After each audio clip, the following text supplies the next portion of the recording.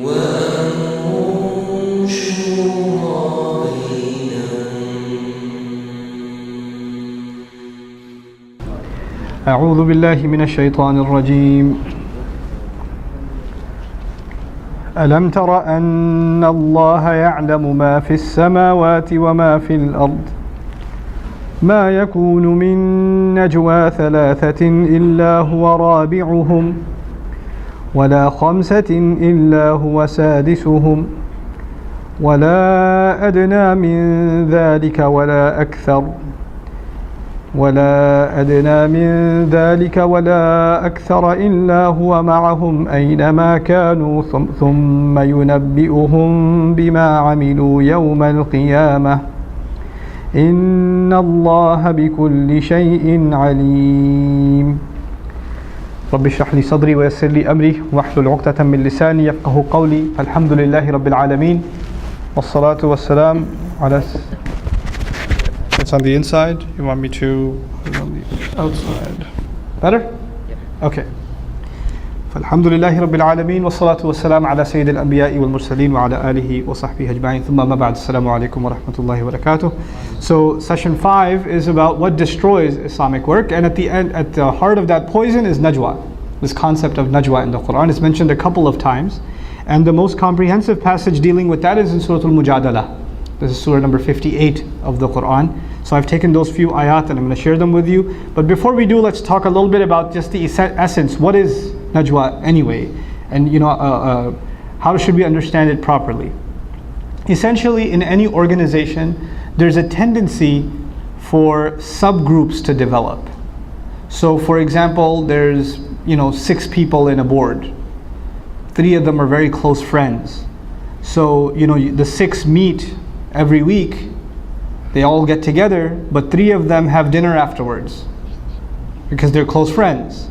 And when they have dinner, they discuss the same things that were discussed in the meeting, and they share more opinions about it, disagreements, whatever it may be.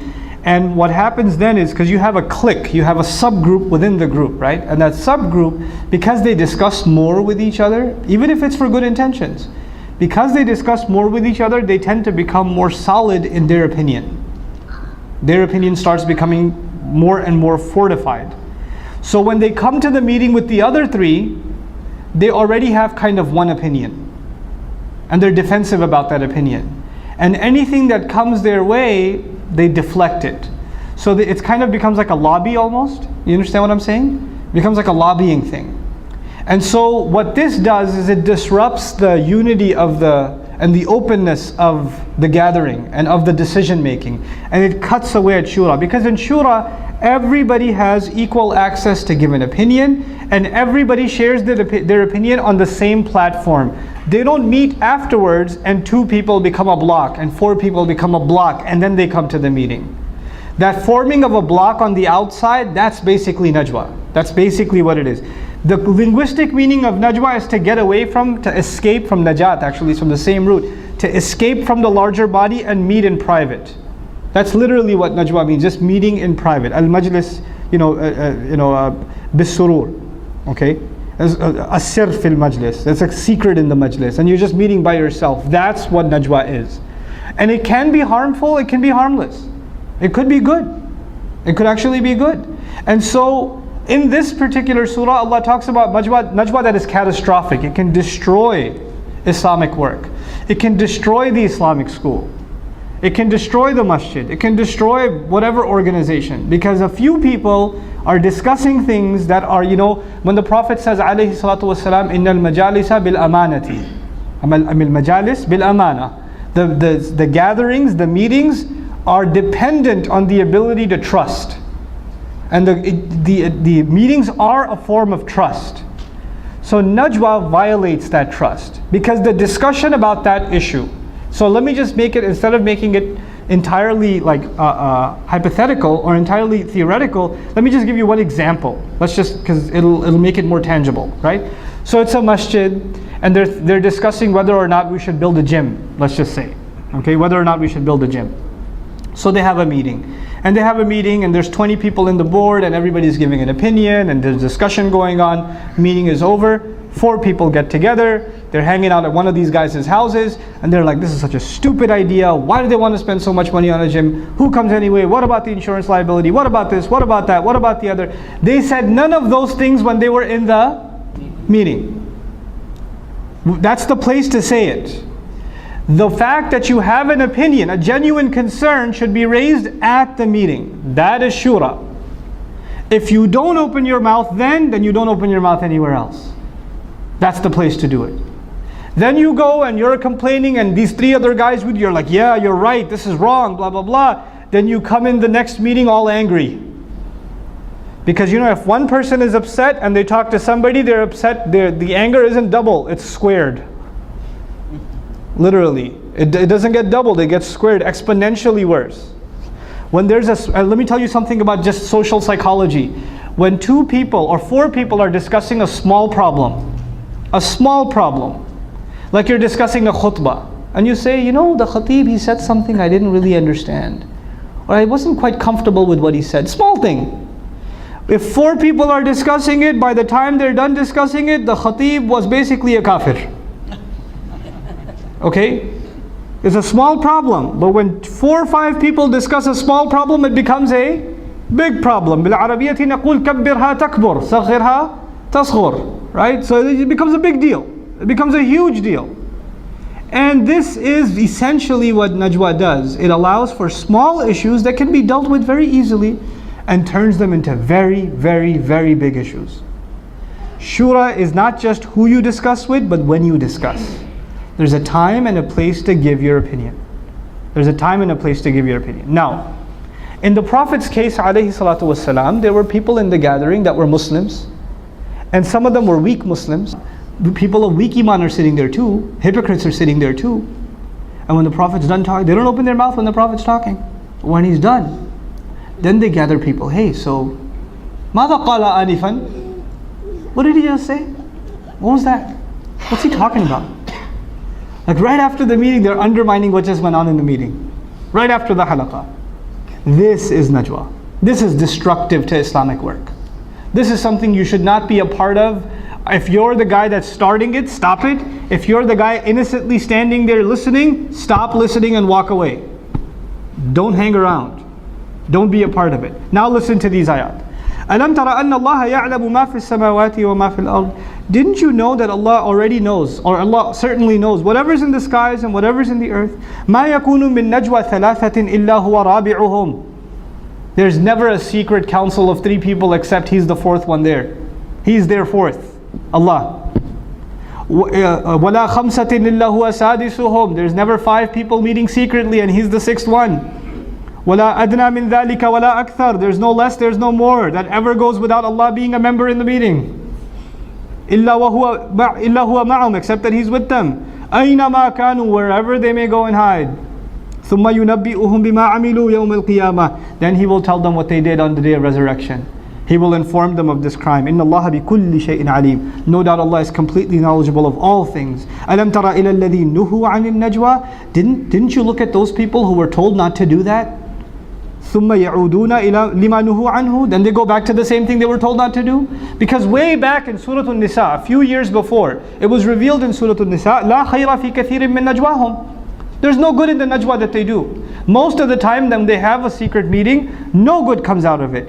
إِلَّا مَنْ أَمَرَ بِصَدَقَةٍ أَوْ مَعْرُوفٍ أَوْ إِصْلَاحٍ بَيْنَ النَّاسِ. Except the one who had a secret meeting to take the good work further, to give charity, or to do something obviously good, or to make reconciliation between the people. For example, let me give you an example of good najwa.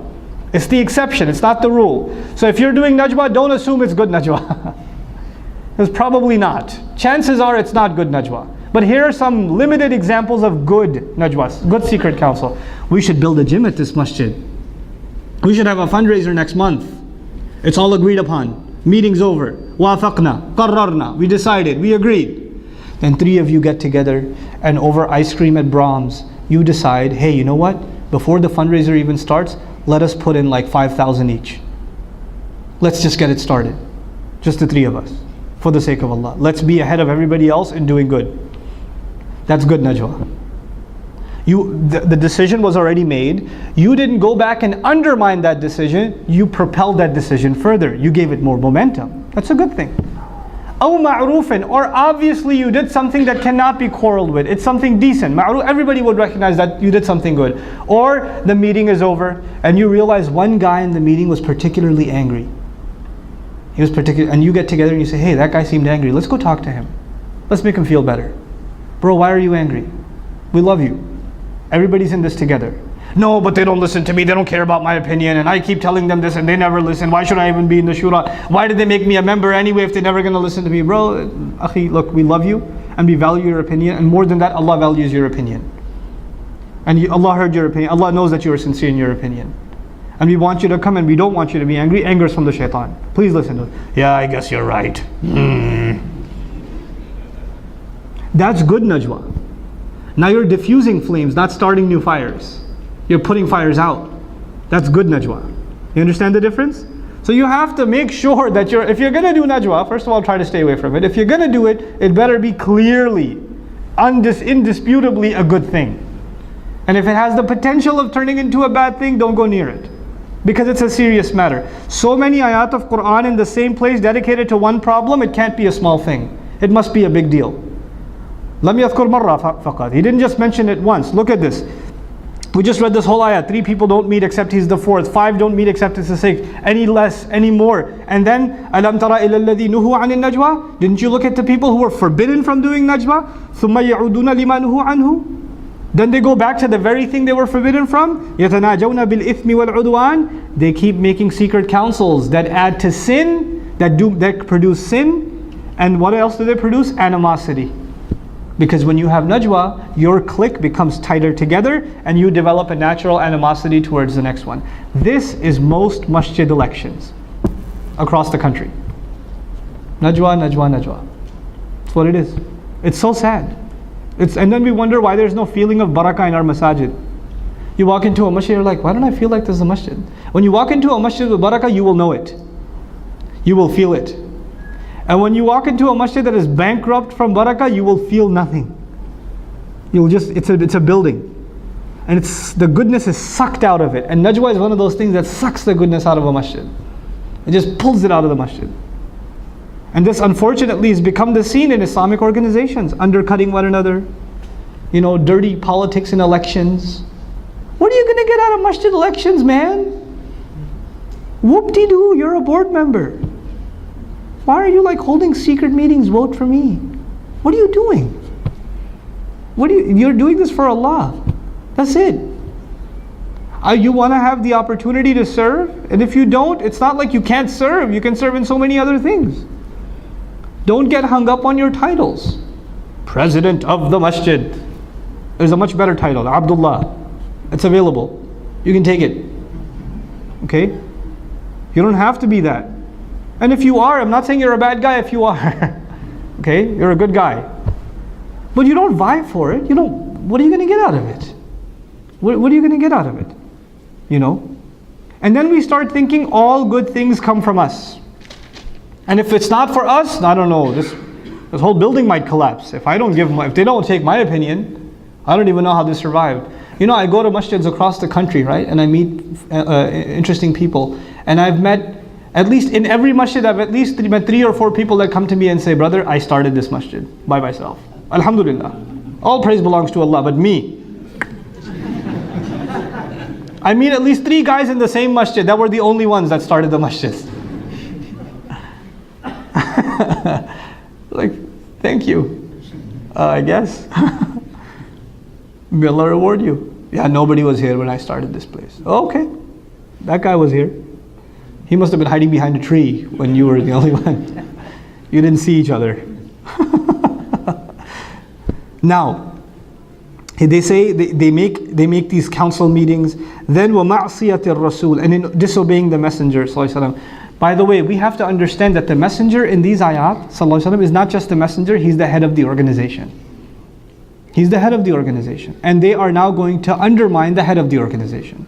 The hidayah we're getting is, these people get together and they hate the emir, so when they come to the next meeting, they're going to make sure the emir looks bad. They're going to pull him down. They're going to drag him down. And then they say, the Quran says, حَيَّوْكَ بِمَا لَمْ يُحَيِّكَ بِهِ اللَّهِ. They greet you with what Allah didn't greet you with. Allah greets the messenger with salam. We greet each other with salam. They say, Assalamu alaikum. Death be upon you. Assalamu alaikum. The other meaning here is, they say salam but they don't mean salam. هل يمكنك أن تقول السلام ولا تعني السلام؟ يمكن. السلام عليكم. السلام عليكم. السلام عليكم. You just like gave me the look of death, Voldemort, and you gave me salam. That's not salam. That's not peace. So they greet you with ingenuine greetings. And then وَيَقُولُونَ فِي أَنفُسِهِمْ, and when they do curse the Prophet ﷺ, and they do say Assalamu alaikum, they're like, no lightning struck. لَوْلَا يُعَذِّبُنَ اللَّهِ. How come Allah didn't punish us? If He really was a messenger, what would have happened? We would have been obliterated the moment we insulted Him. How come no punishment happened? Yeah, messenger. You see, it started with Najwa and they ended up losing their iman in that meeting. And they said it deep down inside, the words of kufr. لَوْلَا يُعَذِّبُنَ اللَّهِ. Subhanallah. بِمَا نَقُولُ حَسْبُهُمْ جَهَنَّمْ يَصْلَوْنَهَا فَبِئْسَ الْمَصِيرُ. There, Jahannam is enough for them. The only thing enough for them is Jahannam. Oh, what a horrible place to be that is. Ya ayyuhalladhina amanu idha tanajaytum. Those of you who have iman, when you are going to hold a secret meeting, فَلَا تَتَنَاجَوْا بِالْإِثْمِ وَالْعُدْوَانِ وَمَعْصِيَةِ الرَّسُولِ. Then don't hold a meeting with full of sin and creating animosity and disobedience to the messenger. وَتَنَاجَوْا بِالْبِرِّ وَالتَّقْوَى. And have a meeting that produces good and taqwa. Going back to وَتَعَاوَنُوا عَلَى الْبِرِّ وَالتَّقْوَى. Have a secret meeting to do more good, to increase yourselves in taqwa. وَاتَّقُوا اللَّهَ الَّذِي إِلَيْهِ تُحْشَرُونَ. Be mindful of Allah, you will be herded towards Him. The same Allah you'll be herded towards. إِنَّمَا النَّجْوَى مِنَ الشَّيْطَانِ. That entire secret council practice, that entire meeting after the meeting, that sub-meeting in the parking lot, that's from shaitan. إِنَّمَا النَّجْوَى مِنَ الشَّيْطَانِ لِيَحْزُنَ الَّذِينَ آمَنُوا. It's only there to cause grief to those who believe. You see, the 12 people held a meeting. Everybody agreed, everybody made dua afterwards. رَبَّنَا تَقَبَّلْ مِنَّا إِنَّكَ أَنْتَ السَّمِيعُ الْعَلِيمُ. The meeting is done. As you're leaving, you notice the 3 troublemakers are standing in the parking lot in the corner talking, pointing fingers, and you're like, Inna lillahi wa inna ilayhi raji'un. Allahul musta'an. I know that's trouble right there. لِيَحْزُنَ الَّذِينَ آمَنُوا. So they can cause grief. So they can be, those who believe can be grieved. وَلَيْسَ بِضَارِّهِمْ شَيْئًا. But they shouldn't worry, they're not going to be harming them at all. إِلَّا بِإِذْنِ اللَّهِ. Except by Allah's permission. وَعَلَى اللَّهِ فَلْيَتَوَكَّلِ الْمُؤْمِنُونَ. Just like in shura, we put our trust in Allah. Just like that in the problem of najwa, we put our trust in Allah. وَعَلَى اللَّهِ فَلْيَتَوَكَّلِ الْمُؤْمِنُونَ. Now one of my favorite ayat about this problem solving. When people come as a block, cliques, troublemakers, do they come to the meeting on time or late? Troublemakers usually come to the meeting on time or late? They come late. They have their little meeting and they take their sweet time coming. And when they come, they sit in the back. And when they sit in the back, they sit together. So when the Amir is speaking, they're whispering to each other and everybody can hear them whisper. Is everybody disturbed? Yeah. And then the Amir says something and you hear from the back. And the whole meeting is disturbed. They come late, they sit in the back, and then they have the most complaints, and they don't have genuine complaints or genuine concerns. They just have comments, snickers, undermining. Oh yeah, that was true genius right there. Things like that. Condescending comments, dismissive comments. So Allah Azza wa Jal revealed a solution in the meetings of the Prophet, because the munafiqun used to come late, and then they used to sit in the back, and they used to make trouble, disrupt the whole meeting. By the way, can that still happen now? Sure. So Allah says, Ya ayyuhalladhina amanu, those of you who have iman, إِذَا قِيلَ لَكُمْ تَفَسَّحُوا فِي الْمَجَالِسِ. When it is said to you, spread out in the meeting.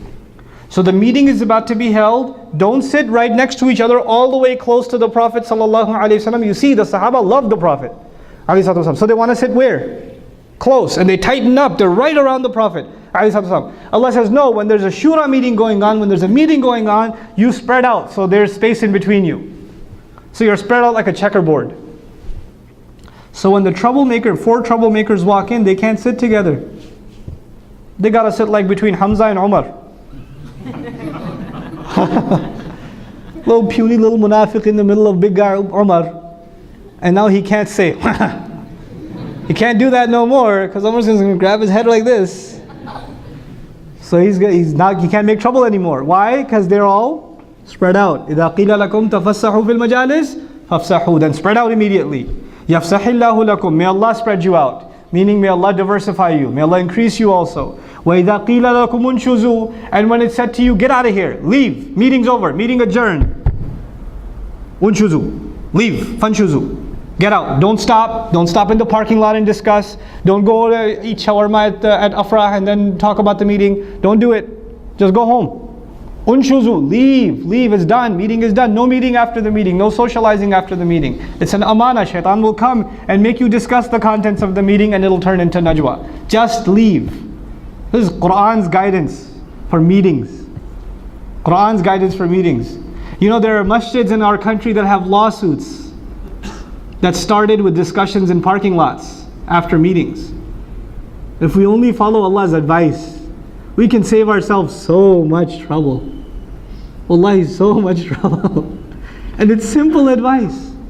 And we forget that Allah gives us advice that saves us from trouble. Allah is not burdening us. يُرِيدُ اللَّهُ أَن يُخَفِّفَ عَنْكُمْ. Allah wants to lighten your burden, not make life difficult for you. إِذَا قِيلَ لَكُمْ انشُزُوا فَانشُزُوا. Then leave. يَرْفَعِ اللَّهُ الَّذِينَ آمَنُوا مِنْكُمْ وَالَّذِينَ أُوتُوا الْعِلْمَ دَرَجَاتٍ. Allah will give those who truly have iman among you and those who have been given knowledge, Allah will raise their ranks. This will be a means by which your ranks are raised. The angels may be making dua for you because you fought the forces of shaitan and you avoided that unnecessary socializing that can lead to big trouble for your community. Wallahu bima ta'maluna khabir. And Allah is in full view of what you're up to. Allah has complete view of what's going on. Subhanallah. So these aspects of guidance that I've been and collective guidance that I've been talking about today, I felt for a long time kind of a burden in me to want to talk about this. And inshallah ta'ala, scholars more qualified than I will add to this and will add a lot better to this. But at least I wanted something to be available, even though our last session is left. I want to just re-share with you my intention. My intention is this sort of thing gets like recorded. The MP3s are available. Every time somebody becomes a new shura member in anything, they become a board member at a masjid, they become a new teacher, a volunteer at a school, they start helping out in an MSA, they just listen to these few hours and then they go. So this, at least some orientation is there, some Quranic orientation. I know we get the orientation that our meeting starts at this time, and this is our protocol, and this is how we have our meeting minutes, and these are the bylaws, and that's all the administrative orientation. But we also need a spiritual orientation, a Quranic orientation for our voluntary work, right? And that can save us a lot of trouble. And I even argue this sort of thing, it should be repeated every few months. We should just go back because we forget. Al-insan yansa.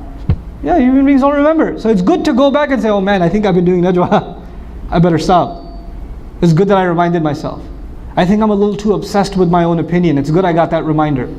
So this is a reminder for myself, and it's a reminder for all of you. Now as I close this session, I want to tell you the next session for me personally is the hardest session. Because I know for a fact I don't live up to it. I don't live up to it. I'm put in a position of leadership in my own organization, and I know for a fact I'm falling short in many of these things. So before I even talk about it, I'm just admitting openly to Allah Azza wa Jalla and to all of you, that is not what I represent in my personal life. I'm trying. At the best I can say is I'm trying, but I'm nowhere near meeting the standards that Allah Azza wa Jalla has set in the next session, which is a session on what are the qualities of a leader. May Allah Azza wa Jalla make us true leaders that represent the beautiful sunnah of our Messenger sallallahu alaihi wasallam. Take 5 minutes and inshallah ta'ala we'll start our final session. What time is Maghrib here? 5:40. Okay, so we might need the full hour for this one, inshallah.